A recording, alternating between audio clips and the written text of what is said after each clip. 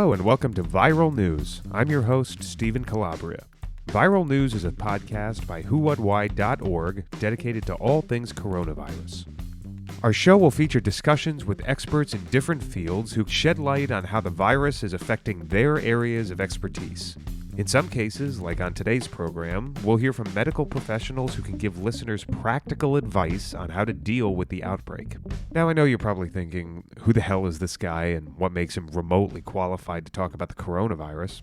To that, I would answer, well, first of all, that's not very nice. And second of all, I'm a reporter by trade, and if there's one story in the world right now that's important to be covering, it's the coronavirus.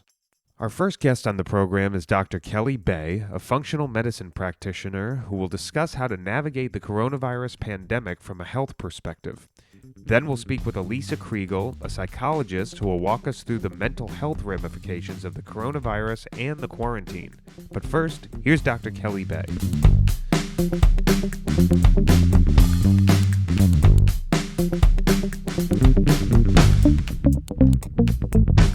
Hi, Kelly.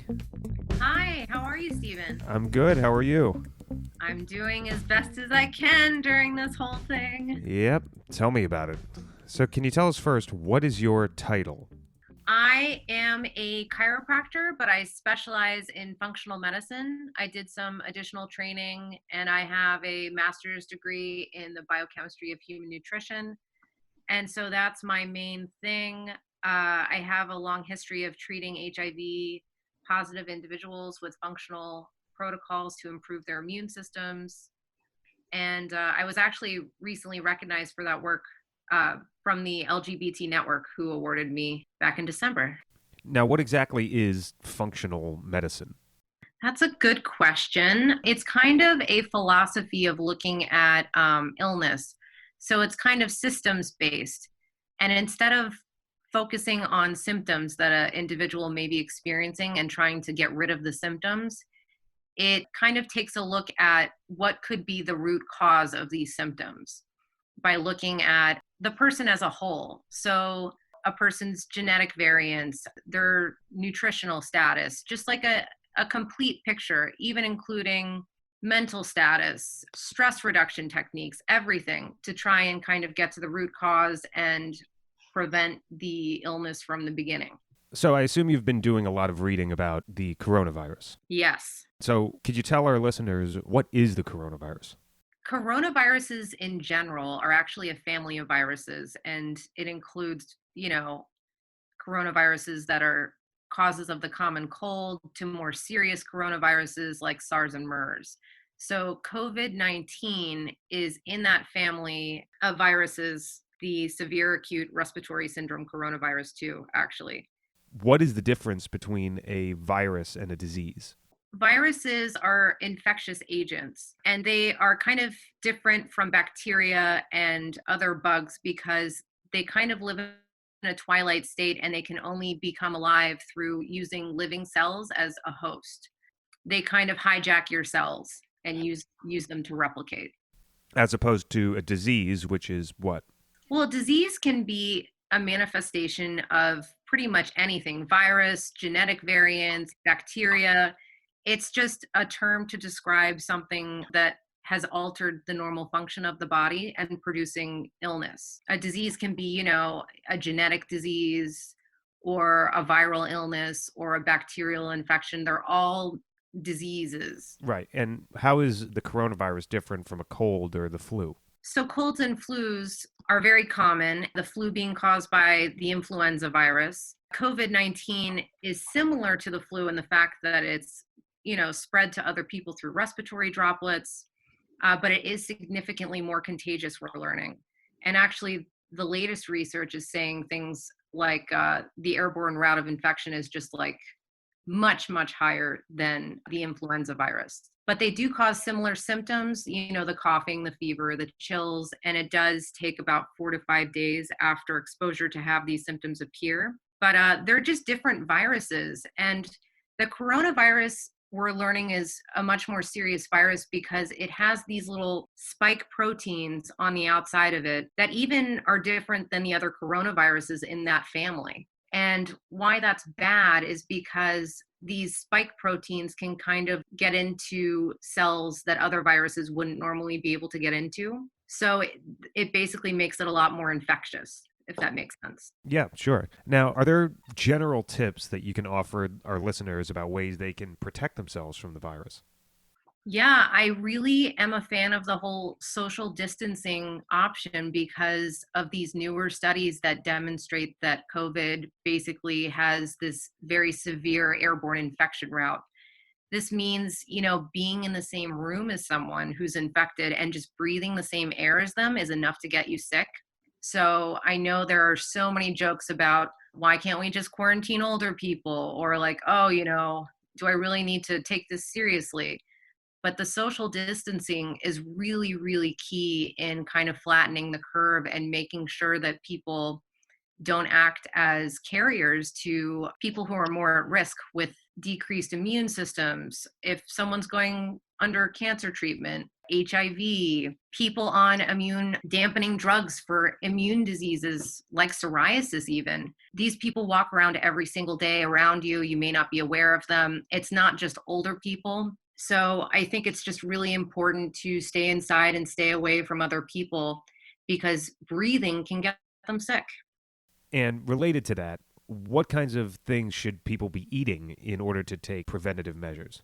Okay, so I can give some general guidelines. We definitely know things like drinking alcohol can depress the immune system. Eating excess amounts of sugar can cause immune dysregulation. So staying away from high sugar, alcohol, processed foods, things with additives is really important with any illness, really. And trying to eat nutrient dense foods, I think, is really important. So you want to go for vegetables, especially colorful vegetables, leafy greens. They contain a ton of antioxidants, vitamins, nutrients, minerals that are all really helpful and necessary for the immune system.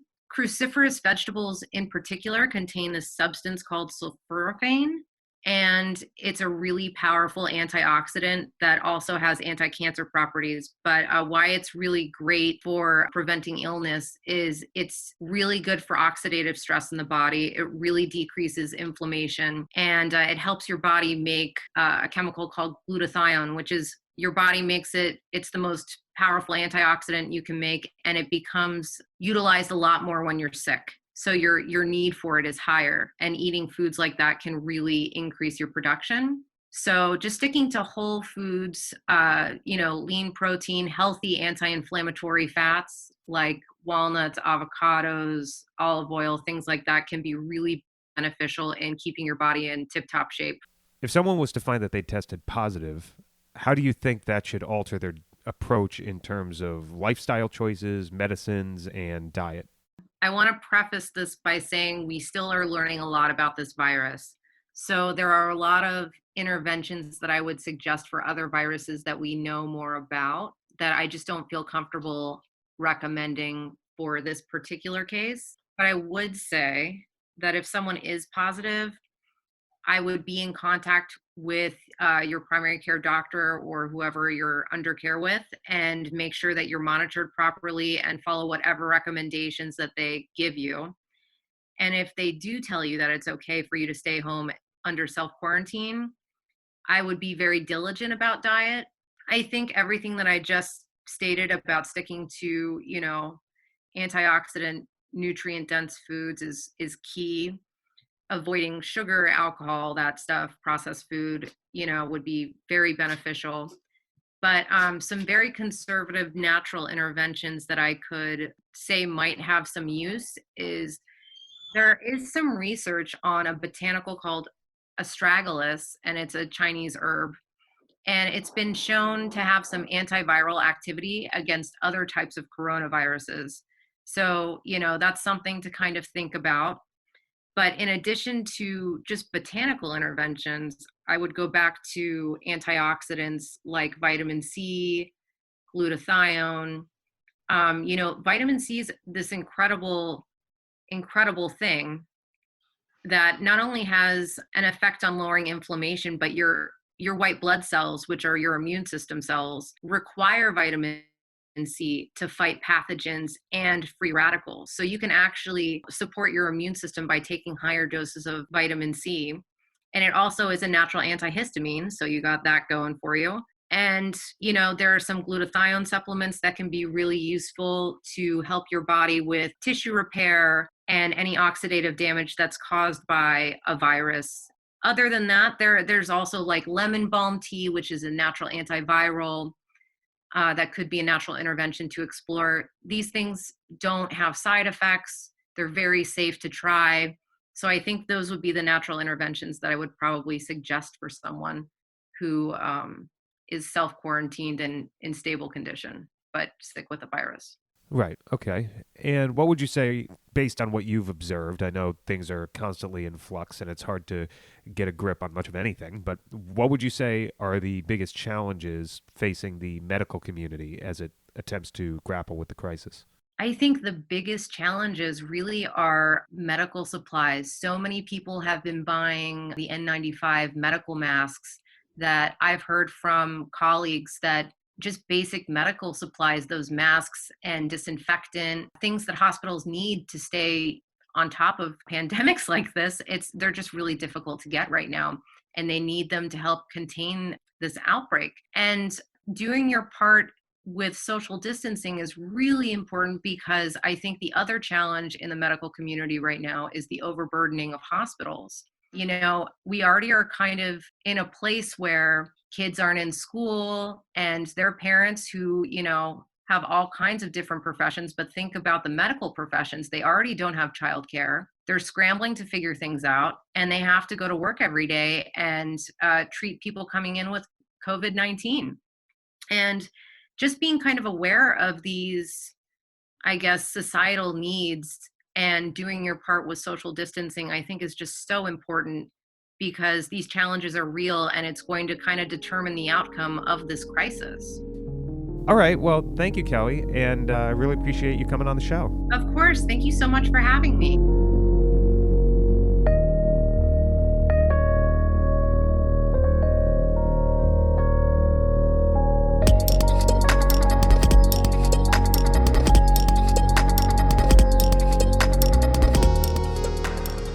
Next, we'll hear from Elisa Kriegel, PhD, a clinical psychologist with over 20 years of experience providing therapy for young adults, and couples. She's currently in private practice in Manhattan, and her website is elisakriegel.com. Hi, Elisa. Hi, Stephen. So thanks for being on the show. What is your background? I am a clinical psychologist. I have a PhD in clinical psychology, and I've been working, I have a private practice here in Manhattan in New York City, working with young adults and couples. Been doing that for about 20 years. That background then seems like it would really come in handy right now. So this is just speculating here, but even though the coronavirus doesn't have a modern precedent, to what would you compare its effects on human behavior and psychology? I've been reading and hearing about comparisons to war. And while I haven't been, in a war, I think that just the extreme upheaval and fear of the, not knowing what's going to happen is sort of the most, which is extreme. There's obviously differences. We are not at war. It's not like World War II and London's being bombed. But I think just that having to kind of stay in our houses, staying put, not fear of not having supplies we need, just this general unknown and extreme change that everyone's going through is the most I can think of. Is there a psychological price to be paid for extended periods of time where people feel that, or where they're just by themselves? Yeah, I think this can be really challenging and difficult for a lot of people. And I think having that type of feeling really isolated, a lot of people, in New York especially, already, it can be, even though it's a big city, people can feel very alone. That said, it's really interesting because there's also people have a history, like say Walt Whitman or people will actually pay to go on a, 10-day meditation retreat. So there is also something to be said that's really positive for spending time by one's, spending time alone, spending time with yourself, having some of that isolation. We're in a time right now where it's interesting, where I think we're not used to, we're really social. We are very much about, being with other people. We're at a time where we need to be more isolated, but we also, unlike Walt Whitman, or unlike being on a meditation retreat, we have access to online and connections and phones and talking with people and seeing people online in video conferences. I know clients who are doing like video happy hour, with all their friends from, old friends from college, or, groups like AA have now turned to like a Zoom format. So not only are you just chatting with one another or texting, but you're seeing people's faces. So, I think there's this balance where, yes, this is challenging and times alone can be detrimental, but we still have this opportunity for social connection. The one thing we're not getting, I think, is that social, is touch, right? You're not being able to reach out and hug someone. And I do think that can be difficult, especially if you're someone living alone, not to have that touch. But I think I think you need to make sure that you are utilizing all of the tools that are out there to maintain social connection. Right. And that whole thing about isolation too, it is helpful, obviously, oftentimes to be by oneself, but I imagine it completely changes the experience, especially psychologically, when it's forced upon you. Yeah, I think of it almost like, when prisons used to put inmates in isolation, it was actually, done away with. That they were not allowed, I think, to do it post, 24 hours, because it could cause, psychological breakdowns and trauma. So that type of extreme isolation is not healthy. And obviously this is an isolation that's not by choice, like a Walt Whitman. So we have somewhere in between those two extremes. While not as extreme as a prison isolation, it's also very few people would have chosen this as an option. Like, hey, let me hang out in my house for the next month alone. So, but I do think we need to be aware of that. Reaching out, even beyond friends, for professional help. This is a great time to do that as well. Right. And I mean, to that point, are there any strategies that people can use to cope with the aloneness and just the general feelings of helplessness and despair that many of us seem to be feeling right now?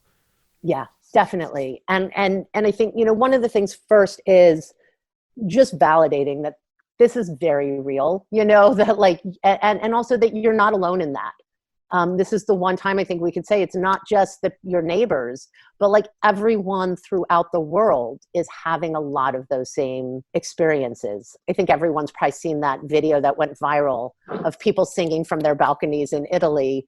But, that it really speaks to, people just want to be, have that connection and have that emotional connection. So coping strategies become really important at a time like this. I would say definitely utilizing all of the resources. There's even more now than ever online meetings. As I said, AA is now, so if you're in any 12-step group, all of them have now gone online. A lot of them are on Zoom meetings, so you can actually see people's faces and talk with them. There's support groups online. There's online therapy, either through chat. There's, chat lines, BetterHelp, Talkspace. There's crisis lines. So I would really encourage people to sort of Google that, take a look at that. I think the other thing that is a really good coping skill at a time like now is really sort of staying in this present moment. We all have a tendency to sort of future trip and catastrophize, and we're already in something that feels like such a catastrophe that our anxiety is just going to make that worse. So if you're someone who gets really triggered by the news, say, give yourself a window of time to kind of catch up on the news of the day and then stop looking. Some people are news junkies. That's great if you don't get stressed out by the news, but a lot of people that I know I work with just kind of go down a rabbit hole and get really stressed out reading more and more information. Right. It's hard not to. Yeah. And if you're one of those people and you're noticing as you're reading it, you're feeling more anxious, that's a time to, like, it's okay to not know every breaking news the moment it's happening. It will still be there. So give yourself a break from it, take some time away from that. I would say if you haven't been someone who's explored meditation at all, I do a lot of kind of meditation and mindfulness with my clients, and almost all of them have connected. There's so many apps online now. This is a great time. And I know so many people who've said like, oh yeah, I should be doing that, or I want to do that, but I don't have time. Well, now there's time. And there's great meditation apps that you can do, not even, some are free, some you pay for. Headspace is a big one. Calm just is another really great one that will do like a 10-day introduction beginner meditation. And so you can do, your 1 10-minute session a day. And really kind of, it gives you that space to pause and kind of not get caught up. The idea of meditation is that our brains are going to think, our brains are going to worry, our brains are going to be, planning for the future. And while that's great, sometimes we need a break from it. The meditation really teaches you to take a pause. So getting onto one of those apps now is awesome. The one I've been using lately is called Insight Timer. And it is a free, basically, library that has lectures, courses. There's like a 10-day course on anxiety. A lot of people are posting now courses specifically related to the coronavirus, how to deal with anxiety around it, how to deal with fear, letting go of fear. There's sleep meditations.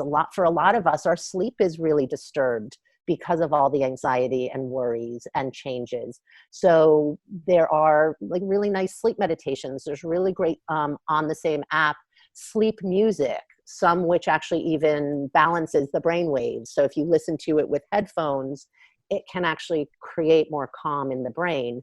So now's a great time to kind of like add to your toolbox of coping skills, talking to a friend, getting online, FaceTiming with a friend. So you're really seeing the face. The other thing I really like is it's this type of therapy. It's called EFT, Emotional Freedom Technique. It's more commonly known as tapping. And tapping has become really popular. The great thing about it is it's something you can do by yourself. You don't need a therapist doing it with you, talking you through it. And there's a wonderful app called the Tapping Solution. I think there's also an online, like a website. So the Tapping Solution was done by this man, Nick Ortner, and he just released, I think, a series of 11 different tapping meditations. And tapping, if you go onto the website, it gives you a little bit of an introduction. You're basically tapping your fingers on different meridian points in the body. And research has shown that it can alleviate a lot of different symptoms. People have had amazing success with it. I saw a video of someone who actually improved his breathing, was going through COVID, and improved his breathing through doing one of these tapping exercises. And so they've created for free, some of these apps you do have to pay for, but a lot have free content, and they've created for free and will keep for free all of the tapping exercises that are related to coronavirus. So that's, I think, a great resource that people can be taking a look at. Then there's the issue of couples. So couples who are locked in the house together, especially in cramped quarters that are common here in New York City, are especially vulnerable to feelings of helplessness and frustration, right? Definitely. Definitely. I mean, I think especially for us New Yorkers, right? We know, and anyone who's in a couple and has traveled and gotten into some really, really intense fights traveling when you're in a car or, just with that one person for 10 days at a time, and you have different ideas of what you should be doing and you get on each other's nerves. Yeah. I mean, I think I had just read something about that there's like a really high number of divorce filings happening in China following people getting out of quarantine. So the divorce rate is basically going up following this. So yeah, I think the bottom line is we all need time and space away from each other. While I think it can be really wonderful, obviously, for the people who are alone, are like, hey, I would like to be, have someone else there. I think the people who are there are sort of worrying, how am I going to be with this person so long? So, I think that this is a very real thing. Yes. So what can couples do then to mitigate the risk of just unloading on each other while they're cooped up inside? Yeah, I think, right. We have so much increased frustration. There's fear, there's helplessness. And when you're part of a couple, that often gets put on one another, right? We kind of dump our stuff on each other. I think, a really important thing is you need to set boundaries. If you are in a couple and you are, in this together, you need to set some boundaries. While couple time is great, it's really important to remember that we all need time apart and we all need time to be doing our own thing. And you're not hurting your partner's feelings to say like, hey, I need to go call a friend. Like, your partner should not be the end all be all only person you need in your life. You need other people as well. So if you are still working, even if you're not working, I think it's really important to set a schedule with built-in time for, be it work, or if there's a book you wanted to read or a project you're working on, to set a schedule for your own exercise, for meditation, and each of you to do that separately, for communicating with each of your own families, each of your own friends, even entertainment, right? Everyone's like, oh yeah, we're just going to watch Netflix together. But couples don't always agree on what they want to watch. And sometimes it's really nice to binge watch, that really dumb show, that your partner doesn't want to see, but that's like a really guilty pleasure. Your time doesn't all have to be couple time. I think on the opposite, this is also a great time to make the most of your time together, right? This is a great time if you're alone and there's no kids that you're worrying about and you have the utmost privacy. Like, this is a great time to have a lot of sex, right? To reconnect on that physical level. And it doesn't just have to be your usual go-to. And I'm not just talking about intercourse, just even getting in touch with more sensual experiences, right? Giving each other massages every day. Plan a date night. Have each person plan, on their own, like a date night. Even if you're not going out, like have that person like set up a picnic or put on candles and have, give the person a massage. Like, this is a time to get a little bit creative, to step out of the comfort zone of what you usually do as a couple, and take little steps to like, how can you kind of keep things positive, keep the passion going. There's see this, I'm sort of, it's almost like seeing it as when you are spending time together, like a couple retreat. What would you do if you were on vacation or had a night away? Or even if you do have kids, what would you do if you had a night away from the kids? So set the kids up with their movie or let them fall asleep. And after they're asleep, do your date night. It started out as an article. I refer a lot of my couple clients to this. The New York Times several years ago did an article called 36 Questions That Lead to Love. And it was based on research that was done where they actually brought strangers together to answer these 36 questions, which go from more like superficial questions to more increasingly intimate and personal. And at the end of the 36 questions, they had an exercise of like just looking in each other's eyes without speaking for, I think it was a minute. And at the end of that, all of these pairs who were strangers to each other described feeling more of a bond and connection with the other person. What has since happened is that people are like, hey, if it works for strangers, it's going to work really well for couples. So it's a great exercise if you are quarantined. There's actually apps, even if you look up like 36 questions that lead to love. I think there's a bunch of different apps that have been developed around it. So you can actually go through each question one by one, and there's guidelines for how to do it. But what a wonderful opportunity. People don't usually have the time or make the time to do something like this. So this can actually be a time to actually get to know your partner in a different way, in a deeper level. So I think anything like that, this is also an opportunity to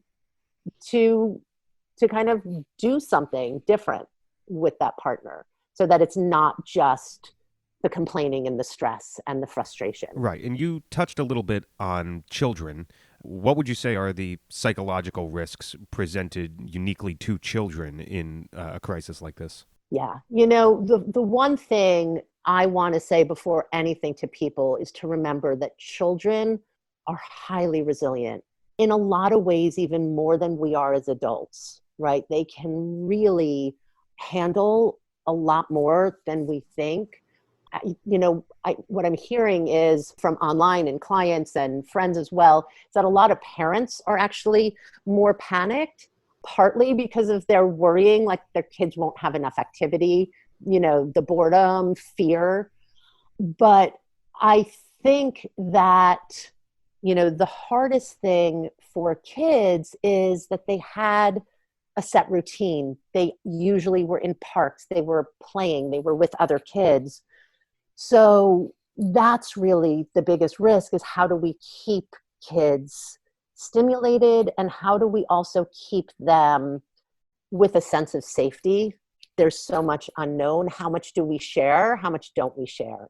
Those are the things I think we need to look at. I think in some ways, what's interesting is for any of you who have kids, there was a lot of question, how much TV time, but then it became online time. How much gaming time is too much? How much is okay?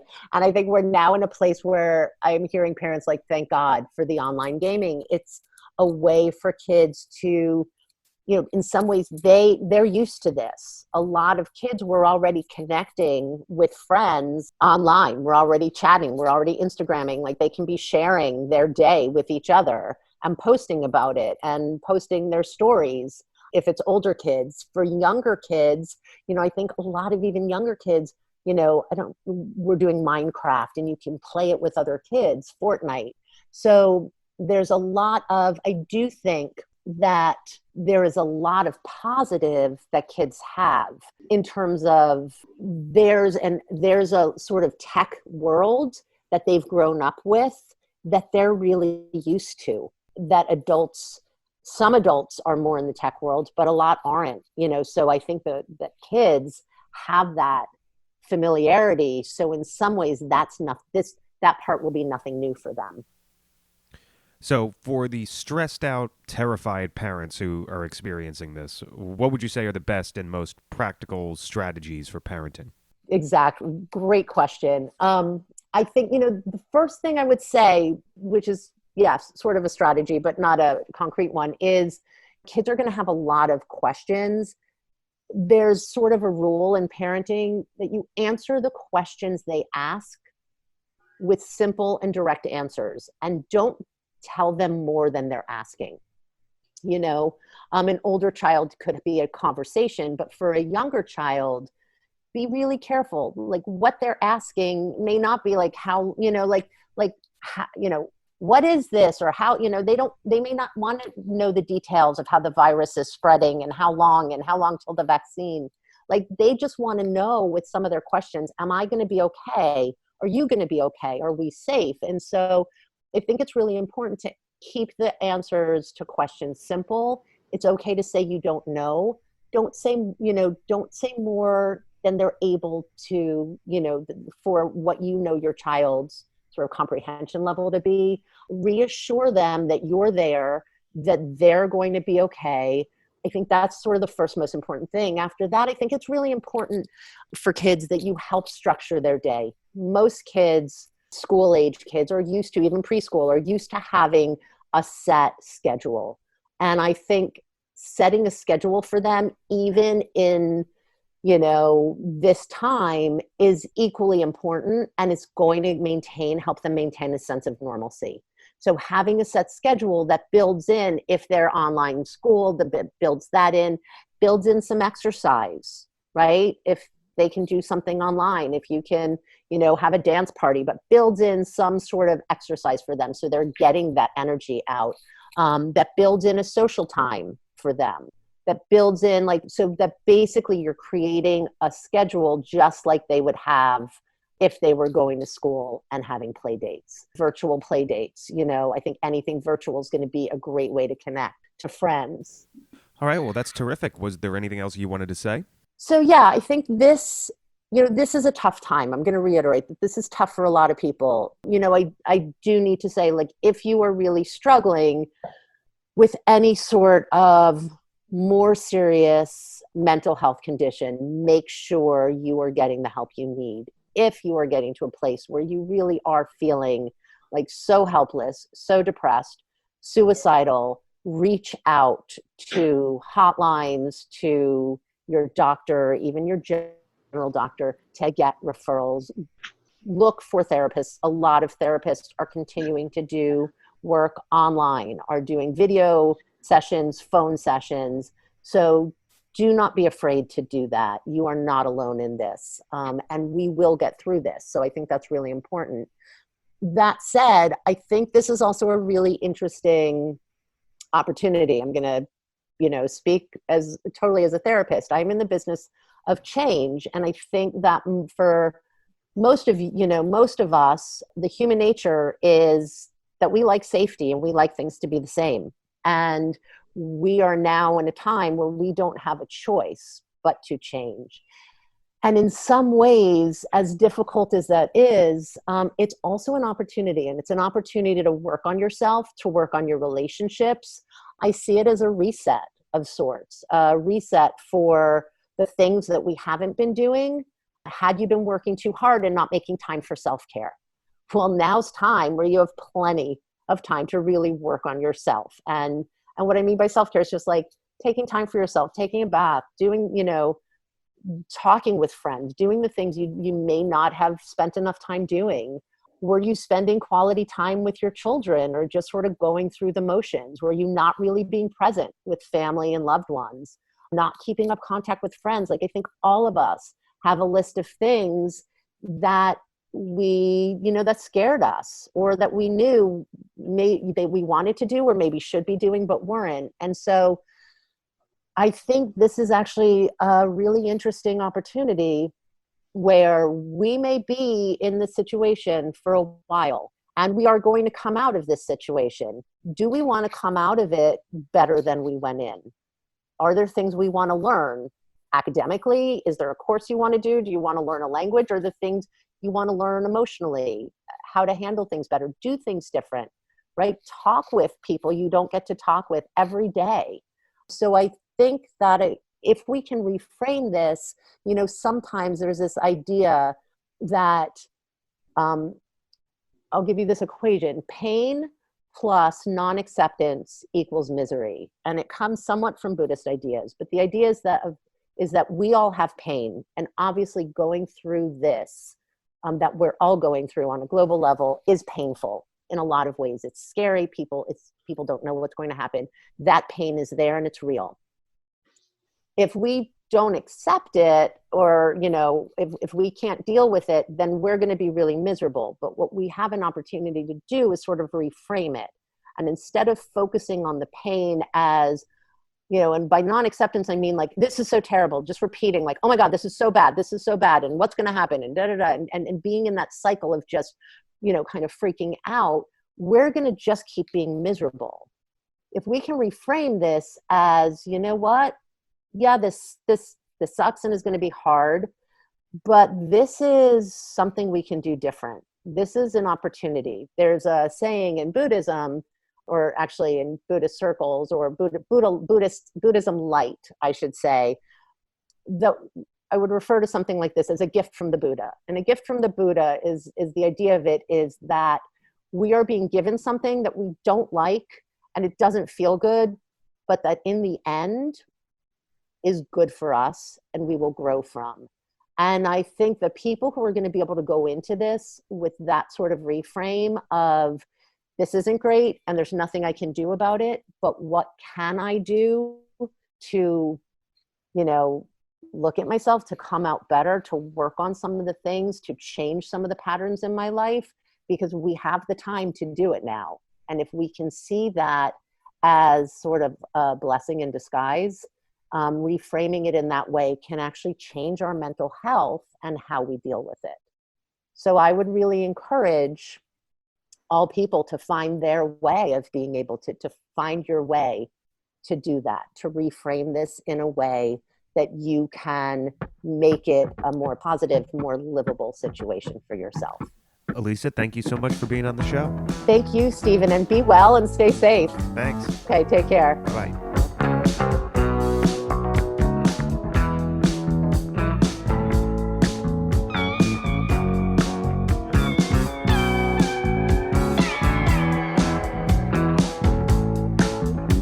If you like this podcast, please share it and help others find it by rating it and reviewing it on iTunes, Spotify, and wherever you get your podcasts. You can also support the podcast and all the work we do by going to whowhatwhy.org/donate. Once again, I'm your host, Stephen Calabria. Stay safe and stay home.